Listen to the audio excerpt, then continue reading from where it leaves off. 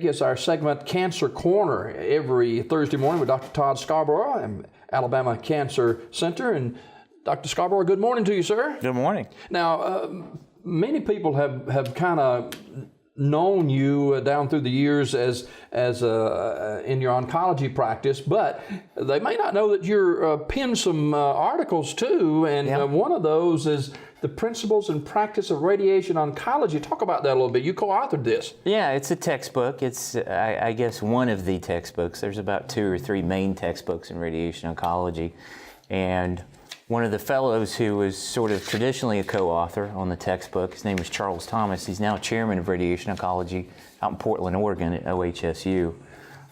Had me write an article in residency about tracheal cancer.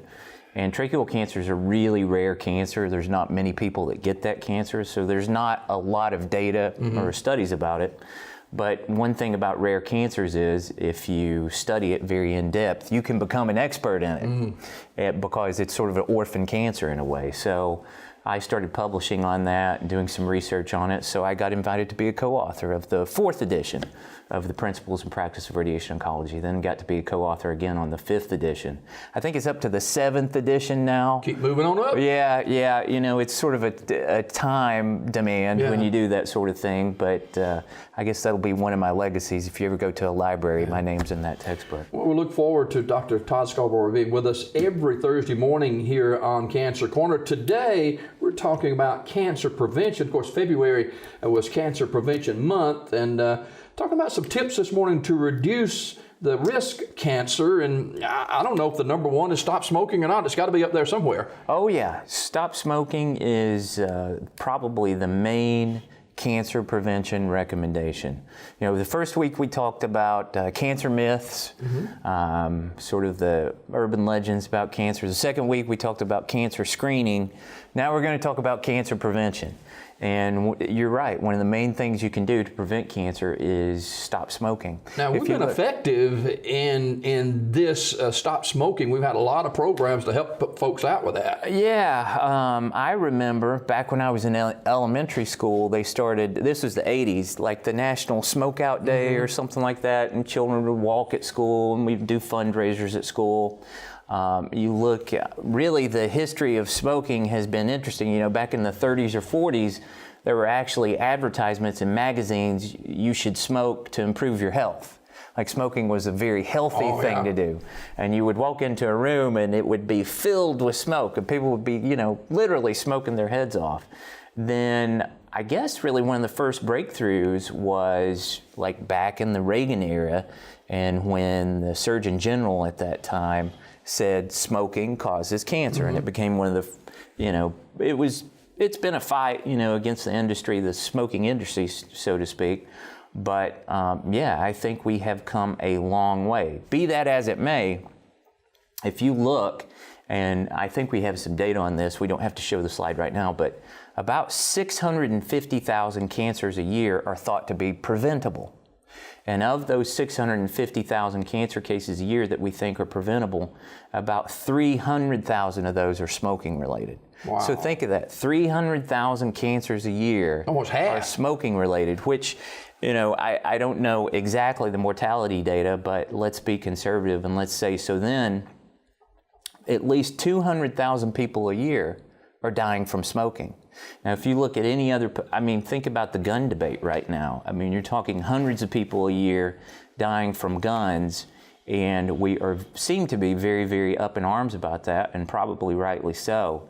But 200,000 people a year dying from smoking is not nearly as big of a story as any other thing like airplane crashes or gun deaths or any of those other things. It shows you, you know, because it doesn't shock the conscience. You know, when an old man dies of lung cancer in the hospital, we say, well, you know, them's the breaks, so to speak. But really, it does have a preventable cause oftentimes. Yeah, and there's a smokeless tobacco as well. There's smokeless tobacco. We don't think that it's quite as cancer-causing as actually smoking a cigarette.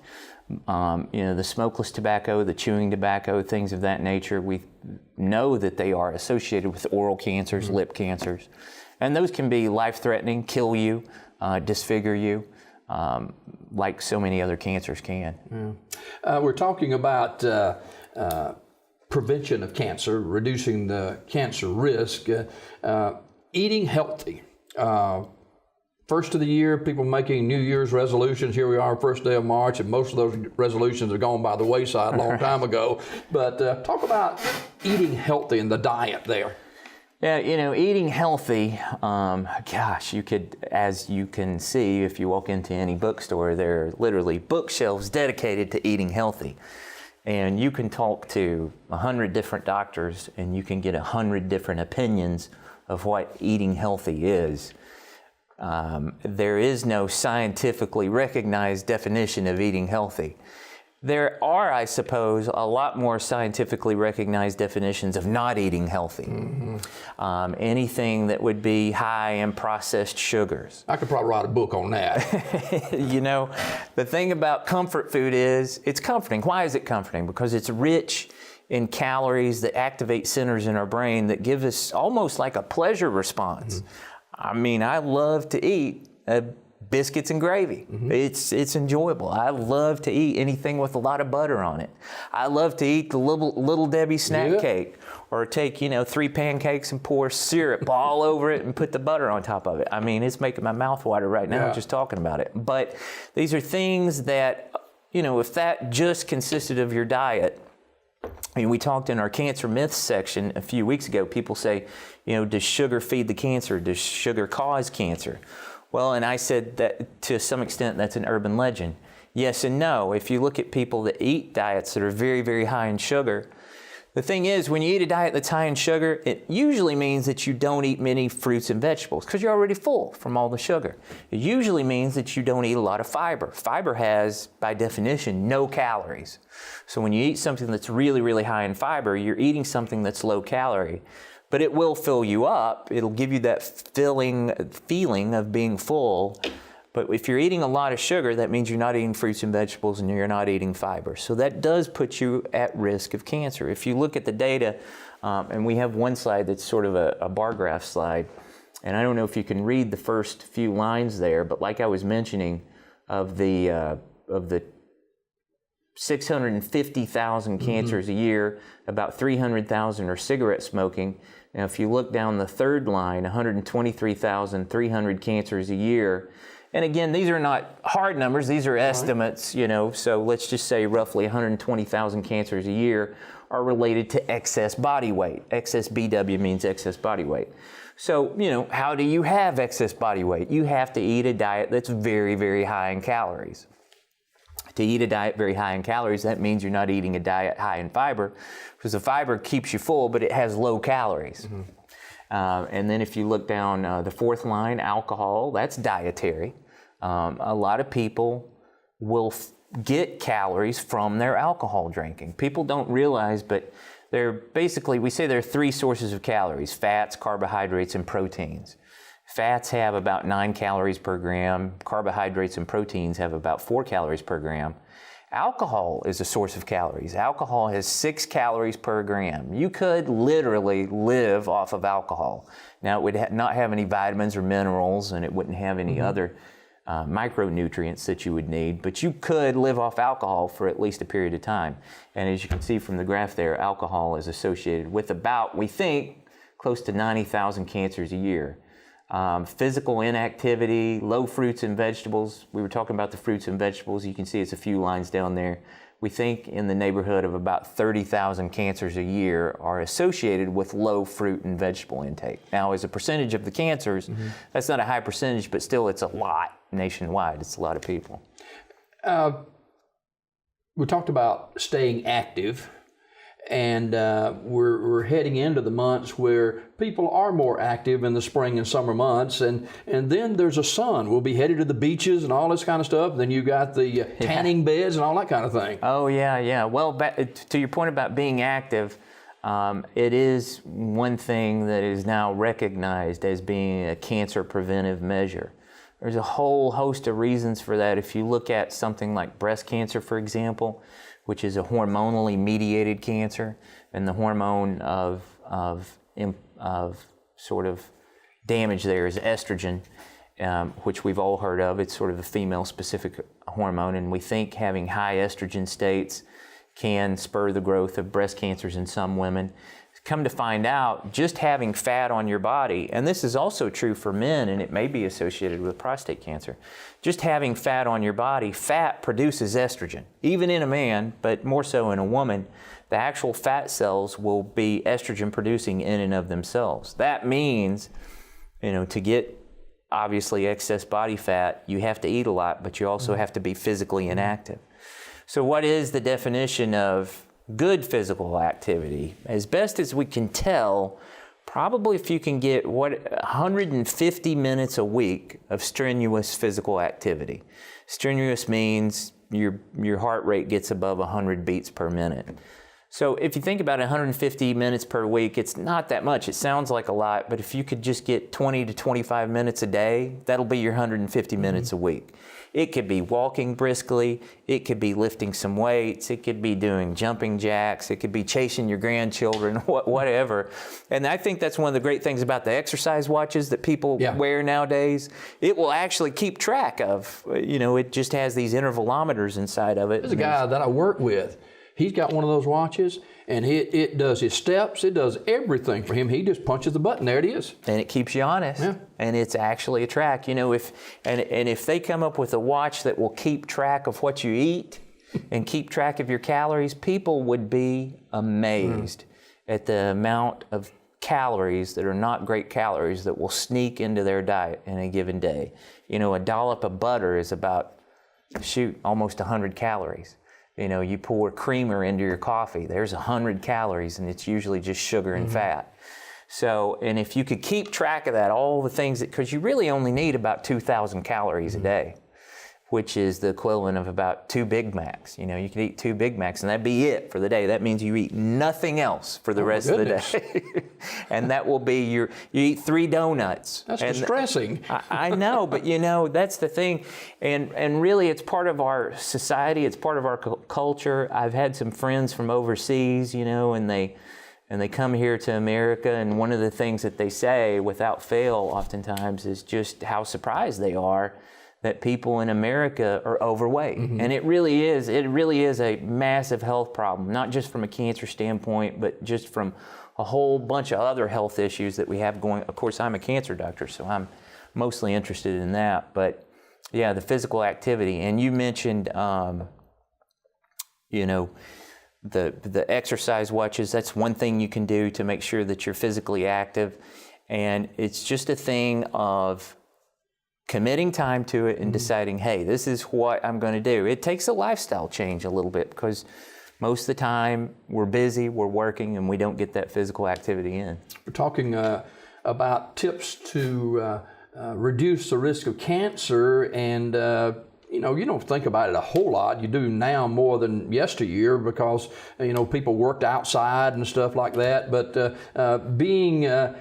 protecting yourself from the sun and the sun's rays. Oh yeah, protecting yourself from the sun. So we think, recalling from the data, and there's a lot of data, I think there's about 90,000 melanoma cases per year. If you haven't heard the word melanoma before, it's a particular type of skin cancer, and it's a very lethal type of skin cancer. Broadly, there's about 3 different types of skin cancer. The other 2 are not that lethal, usually can just be taken care of with just a simple removal in the dermatologist's office. And melanoma can sometimes too, but it's a real cancer. It's that type of cancer that looks like a mole, grows over time. We have a little sort of mnemonic A, B, C, D for melanoma. The A is asymmetry, the B is borders, C is color, D is diameter. So if you have a mole that's bigger than a pencil eraser, or it's changing over time, or it's becoming different colors, or becoming very dark, or becomes, instead of looking like a circle, it looks like North America, that means go get it checked out at the doctor's office. So of those 90,000 melanoma cases a year, we think fully 75 to 80,000 of those are preventable, which means wear a sunscreen. And of all the things, you should practice what you preach. Of all the things I don't do enough is put a sunscreen on every day. People would not get melanoma if they wore sunscreen in general. Now, there are other rare types of melanoma that are not necessarily associated with the skin, but it's a very, very preventable cancer. Wear a SPF 15 at least on your face or the sun-exposed part of your body, and definitely if you go outside in this, in this beat down hot Alabama sun, you're down to Destin, down to the beach, and you're outside for the whole day, put on SPF 100. There is no reason to get, when you go to the tanning bed, you are causing DNA damage. Just absolutely. Anytime any sunlight hits your skin, it's DNA damage. And if you know the structure of DNA, it kind of looks like a twisting ladder. And what the ultraviolet light does is it combines one of the DNA letters, the T letter, it makes it actually bond to one another. It makes the DNA molecule not be in its correct configuration. And the body can heal that almost a billion out of a billion times. But there is that 1 out of a billion times where the error gets through and it sets you up for a cancer 20, 30, 40 years into the future. When you have a cancer, a melanoma at age 50, it's because you got a sunburn at age 10 or 15. Wow. And there's no way to take it back, like a hurtful word. You can't take back that sun damage. All you can do, and that's why it's called prevention, like a lot of things in life, sometimes the best thing you can do is just let it never happen. Is there better times of the day to get sun exposure? No, I mean, if you look, of course, you can burn easier, between noon and 3 generally. And if it's about 5 o'clock in the evening, you can go outside and, stay outside till 7 or 8 or whenever the sun goes down, and you won't get that sunburn. However, the ultraviolet light is still there, and it's still causing that damage. Now, you may not have a sunburn. A sunburn is the extreme amount of DNA damage. That's where the cells are sort of screaming out and saying, you have given me way too much DNA damage. But just a single second of sunlight can cause 1 million of those thymine dimers inside DNA cells for every square inch of skin. And again, so the body is just, that's, if it didn't heal that damage, everyone would die of cancer at age 15 from melanoma skin cancer. And the body is an amazing machine. If you look in the cells in the body are constantly dying and constantly replenishing themselves. I think of it like a jigsaw puzzle lying on a table. And if you occasionally walked by and removed a jigsaw piece and put a new one in every so often, after a little while, it would look like it's the same puzzle, but it's completely new, different jigsaw pieces, right? So that's what's happening in your body. Constantly, your little jigsaw pieces are dying and falling off, and new ones that look exactly the same are coming into their place. But that's how cancer forms. It's when the little new puzzle pieces come back into place. If they don't fit exactly right, over time, if you make a copy, make a copy, make a copy, make a copy, there can be errors that appear in that DNA. So that's what cancer is all about. And over a period of about 5 years, if you look at the actual makeup of your body, you're a completely different person in 5 years. Now, your car is the same car. It's the same metal, it's the same gear shift, the same steering wheel, the same molecules and the same atoms. But you're not. Over a period of 5 years, you're completely replenished and regenerated. And if it doesn't go exactly right, if you don't have the right molecules in your body, or if you're exposing your skin to ultraviolet radiation, then you can get a cancerous cell appear in your body. Dr. Todd Scarbrough, our guest this morning on Cancer Corner, and of course, immunizations. Let's talk about that a little bit this morning. Yeah, and we've talked about, the HPV, the human papilloma virus. I say HPV virus, and everyone can excuse me for being redundant. But the HPV virus is well known to cause cervical cancer. And now if you look at throat cancers, remember, I can remember when I was growing up, I would see old men at church and they would have these electric larynxes. Yeah. And have like, rah, rah, rah, rah. You don't see that really anymore. If you think about it, it's very rare. I haven't seen a guy with an electric larynx in years and years and years. And when I was growing up, you'd see a few of them every now and again. Those are almost always smoking-related cancers. Now we treat a lot of those cancers without surgery. We use chemotherapy and radiation. And in the past, most of those throat cancers were caused by smoking. Now, if you look, most throat cancers are caused by HPV. Wow. That instead of smoking. Now, smoking still causes a lot of those cancers, but we think if you get immunized at a young age, you will be at almost zero risk for one of those throat cancers. Young girl gets immunized, she will be almost at zero risk for cervical cancer. And of those cancers, if you look, I think on one of the slides, I think one of the top 5 preventable cancers is cervical cancer. And when we say that it's almost 100% preventable, you know, one thing about cervical cancer is if you were completely celibate and you never had sex at all over your entire life, we think that in general you wouldn't get cervical cancer. Now, there are some rare cervical cancers that can occur, so I don't know that I agree completely with the 100%, but it's close to 100%. But in the neighborhood of being monogamous or having few sex partners or practicing very safe sex and getting HPV vaccination, we think that the amount of cervical cancer would be close to zero.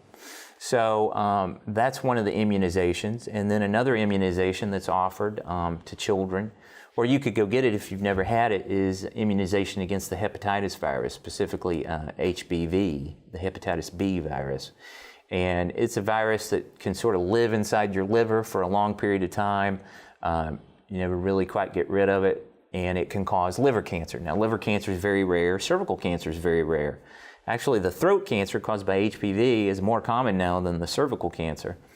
But those are immunizations that you can take to actually prevent a cancer.